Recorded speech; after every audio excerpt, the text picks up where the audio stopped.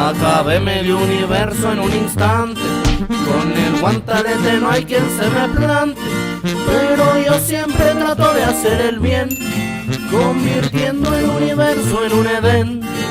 Por eso es que con urgencia necesito las gemas del infinito. Nací en una de las lunas de Saturno y vi cómo se desvanecía mi mundo por la sobrepoblación que hay que acabar. El universo necesito equilibrar, que ya todo esto está pareciendo estación de metro toreo. Me da igual Tony el Cap, Loki, Black Panther, Bucky el Vision, la Bruja y Capitán Marvel. A la muerte yo a todos los enviaré, y chance así de la friendzone me saqué. Y hasta en Fortnite también puedes encontrarme.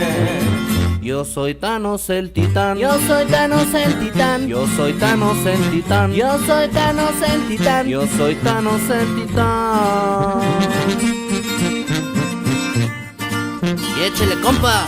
No me quiero ir, señor Stark, pero sin escuchar este corridote alterado del Thanos.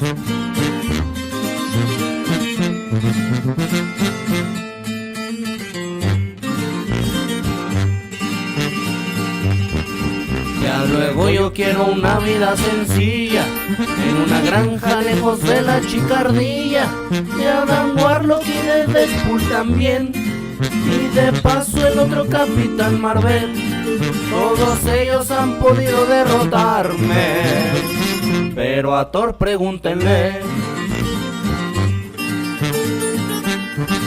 Los Avengers no pudieron contra mí, a los de la Orden no dejaron vivir.